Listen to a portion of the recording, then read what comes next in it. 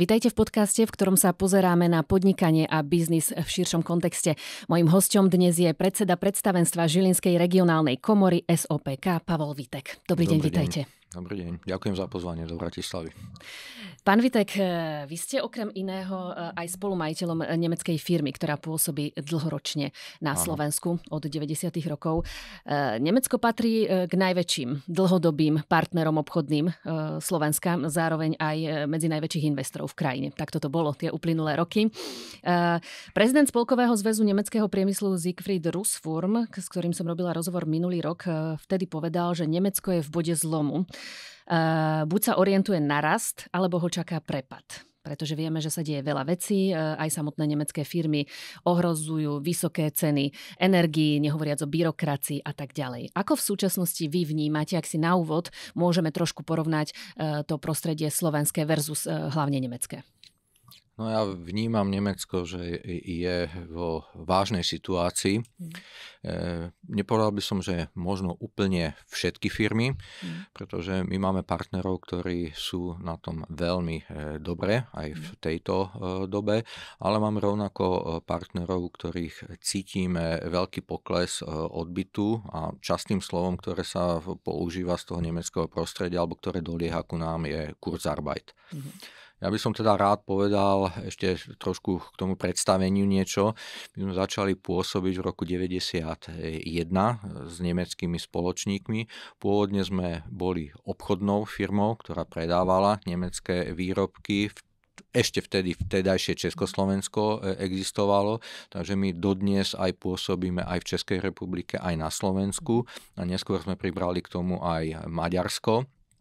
Od roku 1997 sme začali aj vyrábať, takže my sme taká kombinácia výrobno-obchodnej spoločnosti. A samozrejme to vnímanie tej reality nemeckej je aj z hľadiska toho aj obchodu, aj z hľadiska toho, ako tam teda fungujú výrobne oni. Pozrieme sa na to bližšie. Ja ešte preto len chvíľočku zostávam pri tom energetickom systéme možno, pretože ten sa veľmi v súčasnosti rieši aj v Nemecku a je veľkým otáznikom a práve zvyšovanie nákladov v Nemecku a vôbec v strednej Európe po odstavení vôbec posledných jadrových elektrární v Nemecku, čo sa teda ešte ďalej tam prejavuje a podniky drvia vysoké ceny energií často a mnohé z nich potom aj zvažujú o odchode, v prípade presune výroby alebo časti výroby do iných krajín. Aj podľa marcových výsledkov prieskumu Nemeckej priemyselnej a obchodnej komory, na ktorej sa zúčastnilo okolo 1700 podnikov, 35% označilo práve znižovanie nákladov za hlavný dôvod, prečo nemecké priemyselné podniky stále častejšie presúvajú tú výrobu do iných krajín a práve ich Nemecká obchodná komora to označila za najvyššiu úroveň od finančnej krízy v roku 2008.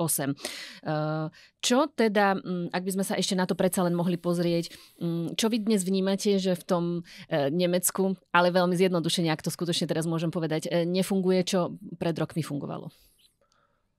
No, toto je vážny problém, ale ten sa týka hlavne, by som povedal, asi tých veľkých firiem. Ja robím s firmami, ktoré sú stredné, ktoré majú niekoľko desiatok alebo niekoľko 100 zamestnancov a tam je hlavnou témou odbyt, kam predávať, pretože ten poklesol.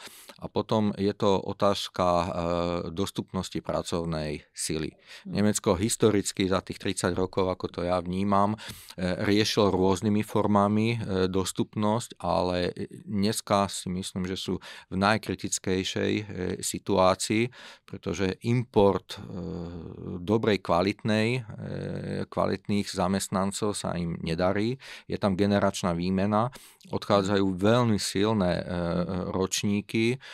Sú to moji spolupracovníci, budem hovoriť o tých mojich nemeckých spolupracovníkov, ročníky, ktoré sa narodili v prvom 10 ročí po druhej svetovej vojne a myslím si, že s týmto majú ešte vážnejšie. Ale ja hovorím o tých stredných podnikoch, nie o tých veľkých. O tých veľkých potvrdzujem, to je hlavne energia, ale tie malé strojárske firmy boria sa asi najviac s týmito dvomi.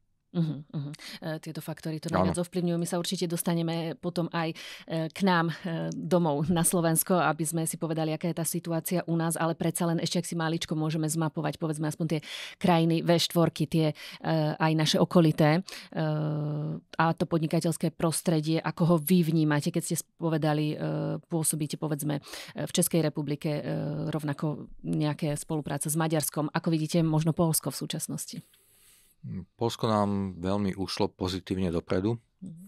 To nie sú hodnotenia len zo Slovenska. My sme koncom minulého roku mali také väčšie stretnutie so zákazníkmi a prišli tam veľa klientov z Českej republiky, ktorí sa objavili Poľsko ako možnú dovolenkovú destináciu.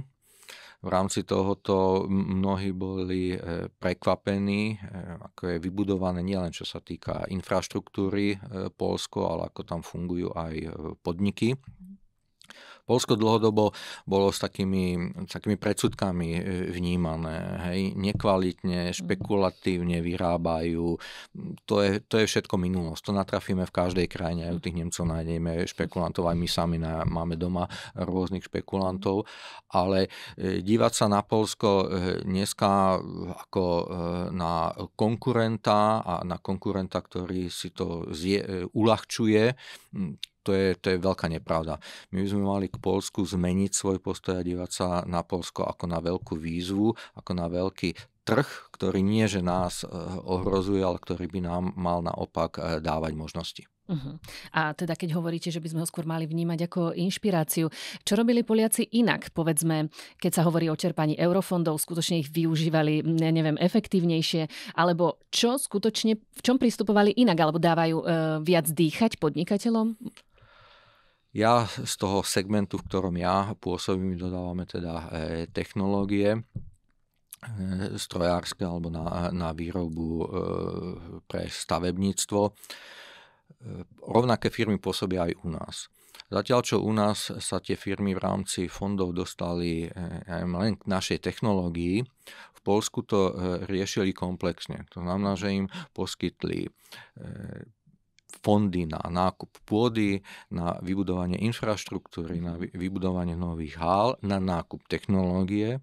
Potom im dali fondy na zaškolenie personálu, dali im fondy na software, ktorý riadi firmy, vrátane aj technológie a na konci im dokonca dali aj fondy na veletrhy. Čiže to bolo komplexne riešenie. U nás sa to rieši napríklad tou technológiou, ale keď dáte technológiu do staršieho objektu, ktorý není ideálne postavený pre to, čo má produkovať, tak ten jeho výkon je nižší. Ja to vnímam tak, že firmy, ale podobná situácia je aj v Čechách, a viac menej aj v Maďarsku. Poliaci sú v tomto skutočne veľmi, veľmi odlišní. Takže je to v tej komplexnosti a potom historicky sa stalo, že ku nám niekto zaklopal, povedal pred 3 mesiacmi, neberte ma úplne doslovne, berte to tak trošku obrazne, vznikla firma, ja si teraz idem kúpiť novú technológiu cez fondy. V Poľsku myslím si, že takto to nefungovalo. V Poľsku niekto musel ukázať, že už je tu na trhu, má vybudovanú nejakú pozíciu, chce ju rozširovať, byť úspešným a až takí ľudia dostávali, alebo také firmy dostávali peniaze. Tak som to ja aspoň vnímal.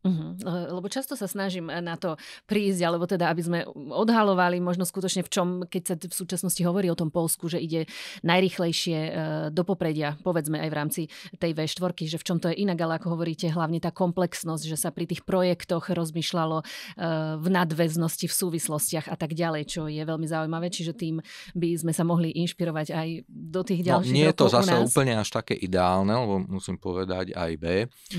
Tým, že ste ma uviedli, že som predseda Žilinskej regionálnej komory, u nás pôsobí sekcia odborného školstva. celoslovenská. Ja rád s tými riaditeľmi tých škôl sa dostanem aj do zahraničia, je to veľmi poučné. Pred niekoľkými týždňami sme boli napríklad v Poľsku a musím povedať, že pani riaditeľka Poľskej odbornej školy nás privítala s tým, ako závidí Slovákom, ako máme vybavené školy, aký máme prístup k eurofondom, aké majú technológie. My sme si tú školu skutočne prešli. Bola dobre organizovaná, ale nedisponovala ozaj takým zázemím ako tie slovenské. A takéto klasické, že na budovách máme tú európsku zástavu formou nejakej vyvesenej tabulky, tak to som tam absolútne nenašiel, musím povedať. Takže Poliaci zrejme investovali do firiem, do rastu exportu, do infraštruktúry. My sme paralelne robili zrejme aj to školstvo. Tá pani riaditeľka nebola práve nadšená z toho, že nemá dostupnosť. Takže určite aj tam sú rezervy, ale poňali to hlavne ináč, to chcem povedať. Ale ako hovoríte, veľa vecí aj u nás funguje zase, od ktorých by sa mohli učiť, respektíve od nás zo Slovenska iné krajiny. Možno len niekedy nevieme sa tak dobre predať, keď to tak poviem, respektíve kritizujeme sa radi, ale to, čo tu máme skutočne dobré a čím sa môžeme pochváliť, to už zaznieva nejako menej často.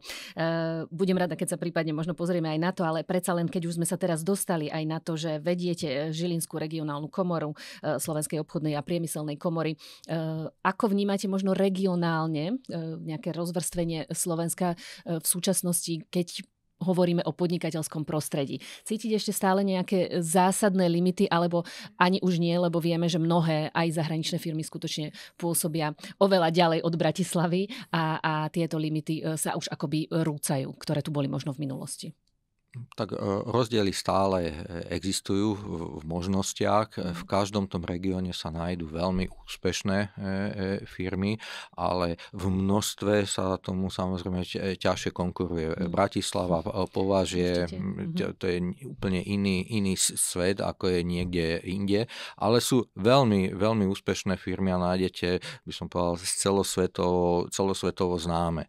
Ja by som sa rád dotkol toho, čo ste vy začali, tú otázku, že sme niekedy veľmi kritickí ku sebe. Áno.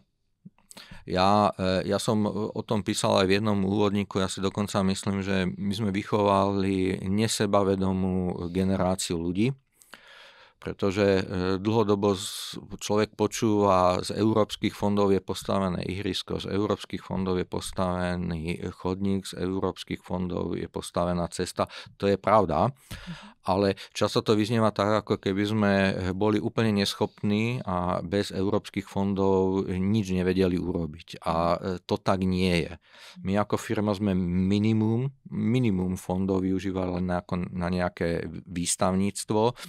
A napriek tomu si myslím, že sme úspešná firma a minimálne v tom regióne strednej Európy aj známa a vyhľadávaná. A podobných príkladov je tu strašne veľa, len sa o nich málo hovorí a rovnako nešťastné ja osobne považujem je hovoriť len o zlých príkladoch privatizácie. Privatizácia možno bola divoká, možno bola v mnohých prípadoch aj neúspešná, ale sú to aj veľmi zaujímavé. Aj mnohí títo ľudia sú členom našej regionálnej komory a trebalo by sa zamerať na toto, pretože ukazovať tým mladým ľuďom, ako keby sme my nič nedokázali, to nie je pravda. Treba zmeniť komunikáciu s mladou generáciou. Mladá generácia často aj odchádza do zahraničia alebo počúva, ako keby tam bola tráva zelenšia doslova. Ona je rovnako zelená ako u nás. Niekedy tam treba ešte tvrdšie pracovať ako u nás a nemajú také zázemie, či už je to v škole alebo v zdravotníctve, aké majú doma. Naopak, oni ho prichádzajú často využívať potom domov. Ako hovoríte, my sa tu často s tým aj stretávame, že skutočne vznikla taká nálepka podnikateľ ako niečo negatívne označenie, čo je ale absolútne v kontradikcii toho, čo skutočne podnikatelia, ktorí celé roky pracujú 30 rokov v tejto spoločnosti a zveľaďujú tú ekonomiku, takže práve rovnako si myslím, že treba o tom inak komunikovať a inak diskutovať, ale predsa len, ak sa dotkneme toho, že nežijeme celkovo ľahké časy, možno niektorí hovoria, kedy už len boli ľahké časy, ale predsa len teraz sa nám možno zhromaždilo tých kríz za posledné roky akoby viacero v tých krátkych obdobiach od covidu, energetická kríza, nehovoriac ďalšie konflikty, ktoré pribúdajú stále nielen na hraniciach s našou krajinou, ale aj inde vo svete a celkovo akoby sa zvyšuje nejaká neistota. Ak to tak vnímate, prípadne ak nie, budem rada, keď to doplníte, ale čo považujete v súčasnosti možno za také najväčšie prekážky toho podnikateľského prostredia na Slovensku? Nechceme si uvedomiť realitu. Ja sa vrátim k zhromaždeniu delegátov obchodnej komory pred 2 rokmi. Vystúpil tam pán šéfredaktor Trendu, pán Ižiba. On to zhodnotil, ja teda si pomôžem tuto trošku. Upozornil na to, že my sme za 30 rokov vyčerpali dobré základy, ktoré sme zdedili po socializme. Pretože bola tu dobrá štruktúra, čo sa týka vzdelanosti, bol dostatok mladých ľudí, mali sme aj lacné vstupné energie ruské a toto postupne všetko sa vyčerpalo. Cestoval som sem autom, diaľnica sa už na mnohých miestach opravuje, ale pomimo diaľnice máme desiatky mostov, ktoré sú v zlom stave. To je jasný príklad toho, že za 30 rokov sme iba využívali, ale menej sme to už udržiavali alebo vôbec ďalej budovali. Však stále nemáme vybudované spojenie smerom na Košice.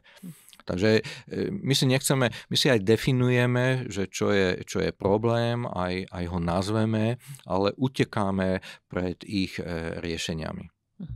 Ale keď by sme mali byť konkrétnejší, čo sa týka skutočne, čo vníma momentálne ako väčšie tie problémy, ktoré tu možno neboli predtým, aj obchodná a priemyselná komora, tie aktuálne, ekonomické, povedzme, transakčná daň, aj keď povedzme také Maďarsko ju rovnako má, ktoré je síce teda mimo eurozóny, ale má rovnako transakčnú daň, možno tie ďalšie, konsolidačný balíček, jeden, ktorý sme tu mali, ďalší, ktorý sa chystá. Vnímate to stále ako väčšiu záťaž pre vás ako podnikateľov? No, záťaž to je. Ja to nazvem, že je to také pomalé kanibalizovanie si práve tých stredných podnikov. Ja nechcem povedať, že tie náklady na tú transakčnú daň v tomto roku neznieseme, alebo teda, že kvôli tomu by som mal nejakých spolu zamestnancov prepúšťať, ale nemôžem ísť za rovnakú hodnotu peňazí, dajme tomu na veletrh. To znamená, že moja konkurenčná schopnosť sa obmedzí oproti iným firmám. Za 5 rokov sa nazberá tá suma, že za tú sumu by som mohol mať nejaké moderné obrábacie centrum do výroby.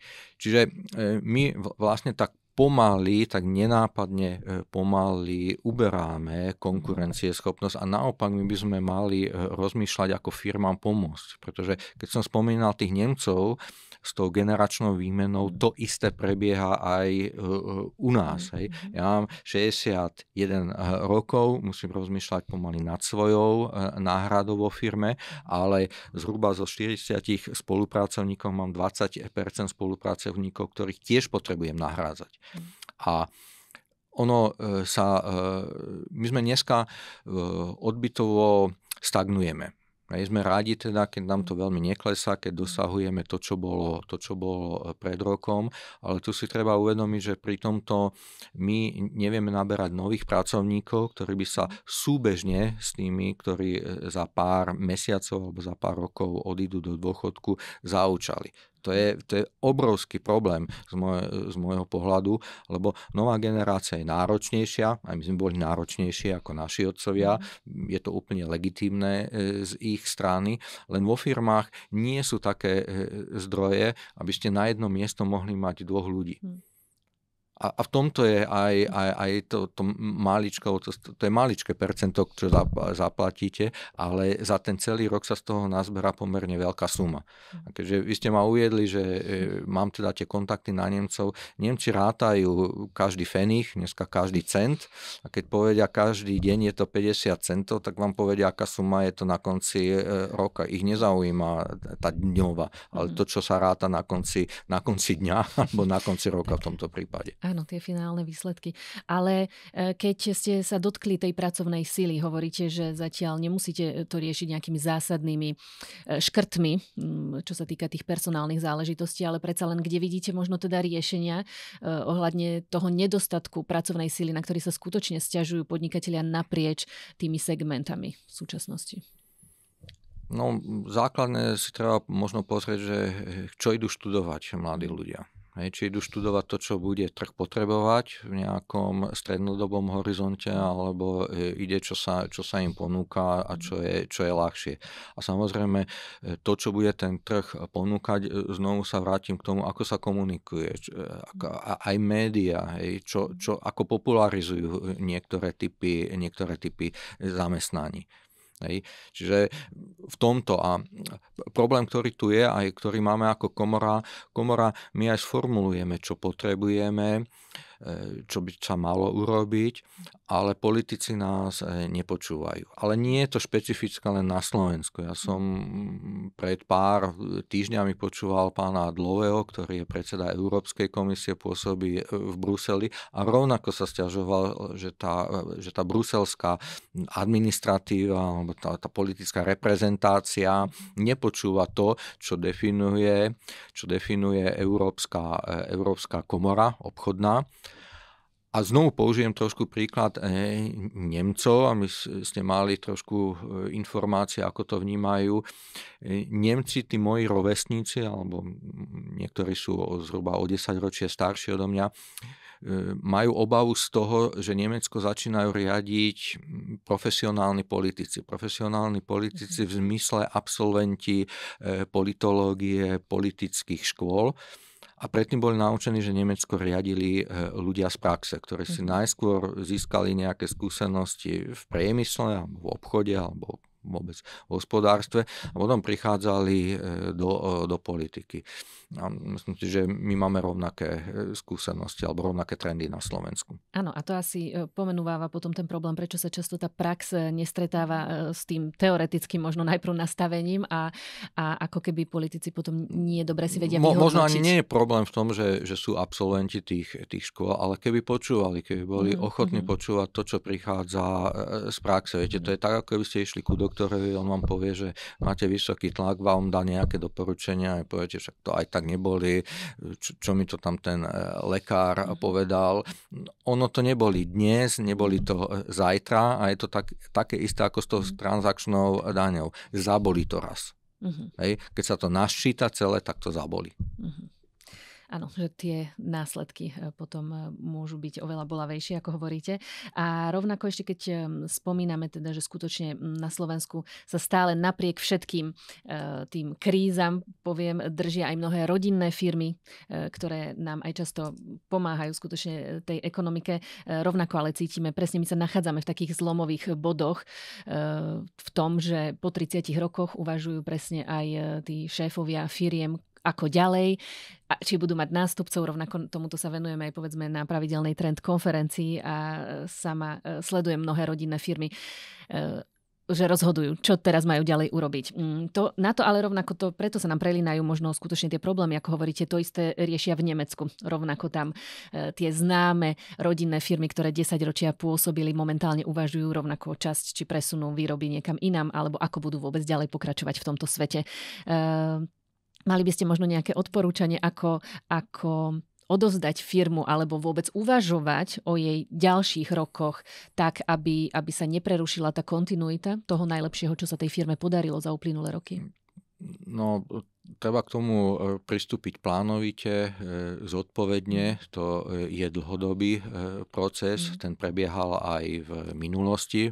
My sme tu teda tým socializmom mali vlastne prerušenú túto skúsenosť a dneska viac menej veľmi intenzívne to začíname prežívať. Zatiaľ čo v tej západnej Európe, ktorá nemala skúsenosť toho socializmu, tak oni toto prežívajú už opakovane. Nie je to vôbec jednoduchý proces ani v dobrých časoch. Aj v dobrých časoch veľké percentá, nehovoríme niekde o 10, ale je to určite viac ako 10%, alebo možno niekoľko desiatok firiem, ktoré to neprežijú. A my v týchto ťažkých časoch by sme mali nájsť nejaký spôsob, a ten by mal zase ísť aj zo strany politického vedenia štátu, ako podporovať tieto firmy. Lebo to sú firmy, ktoré nemajú tú veľkú šancu odísť. Odchádzať môžu ísť veľké, silné firmy, ale malé s nejakou tradíciou, s nejakým portfóliom, klientom v okolí, to je veľmi pevný základ pre Slovensko. Tak a nielen, že nemajú šancu, ale ani nechcú odísť. To je pri nich dôležité, že skutočne sa zase viažú. Nemôžu si to dovoliť, no nie sú tak kapitálovo silné. Áno, celý ten, lebo to odísť niekde, to tiež vyžaduje veľa. To nie je len tak, že lusknutie medzi prstami a odídete. Tak, ale na druhej strane je tam aj to, že skutočne chcú zostať na Slovensku. Chcú. Slovensku ako v krajine, pretože si stále ju vážia aj to všetko, čo sa tu podarilo zase za tie uplynulé roky vybudovať. Keď by sme ale, rozumiem, že opäť otvárame mi tu vždy veľa tém, o ktorých by sa dalo dlho rozprávať, ale keď by ste možno mohli teraz navrhnúť také 3 jednoduchšie, efektívne opatrenia, ktoré by zlepšili podmienky pre podnikanie, povedzme na to najbližšie obdobie. Čo by ste vybrali? Neviem, či tak dokážem. Určite je to zlepšenie komunikácie. Treba sa počúvať navzájom. Treba sa zjednotiť na nejakej vízii pre Slovensko, pretože tú víziu nemáme. Treba dať ľuďom nejaké nové svetlo, nejakú novú nádej. Pre mnohých nás, pre tú našu generáciu, to bol napríklad vstup do Európskej únie. V zmysle nie politickom, ale v zmysle ekonomickom. Aspoň ja budem hovoriť za seba, ale myslím si, že aj za veľa svojich známych. Nie únie ako politického projektu, ale únie ako ekonomického projektu. A Treba mať, Slovensko nemá vypracovanú žiadnu svoju hospodárskú politiku, nejakú dlhodobú. Pozitívne na tom je, že ju zrejme nemajú ani Češi, zrejme ju nemajú ani Maďari. Poliaci zase v tomto idú a ja keď komunikujem aj v rámci komory s Poliakmi, tak oni povedia, v Poľsku politici majú niekoľko tém a je to jedno, či je správa, či je zľava, či je centrista. Proste na tieto témy sa orientujú spoločne a oni nie sú predmetom boja medzi nimi, lebo u nás to tak funguje, keď povie jeden, tak je to najúst opačne, keď príde druhý. Keby sme my tak vo firmách fungovali, tak tu nemôžeme hovoriť o tých slovenských rodinných zaujímavých firmách. To máte úplne pravdu, že skutočne my sa zbytočne nechávame vyrušiť, by som povedala, tým, že niekto má zrazu iný názor a už ako keby potom nejakú hlavnú myšlienku, alebo nejaký spoločný cieľ, tak sa potom od neho odkláňame zbytočne. Čiže takto nejako, ak to vidíte, ak to môžeme si skutočne už len na záver zhrnúť. Vy ste vymenovali aj možno nejaké tie rozdiely medzi tými našimi okolitými krajinami, susedmi. Kde by ste radi videli Slovensko, povedzme, o najbližších 5 rokov? Rád by som videl, keby sa zmenilo školstvo. Školstvo, keby sa orientovalo viac na to, čo potrebujeme. Ako som naznačil, keby sme začali vychovávať mládež, ktorá bude hrdá na to, čo tu dostali. Hlavne, aby sa zmenila komunikácia spoločnosti. Ja som, keď nájdeme spoločné ciele, keď nájdeme spoločnú reč, tak naplníme Slovensko má dobré možnosti. V Slovensku nikto nevezme jeho polohu v centrálnej Európe. Keď sa pozriete na mapu, tak tie vzdialenosti sú veľmi výhodné a my máme na čom stávať a treba tu udržať tie vybudované stredné podniky slovenské. Tak verím, že sa nám to darí aj podobnými rozhovormi, preto si veľmi vážim, že ste si našli čas a mohli sme spoločne prebrať aj tú aktuálnu situáciu a možno nejaký výhľad do budúcnosti. Mojím hosťom bol predseda predstavenstva Žilinskej regionálnej komory SOPK Pavol Vítek. Ďakujem vám za rozhovor. Ďakujem.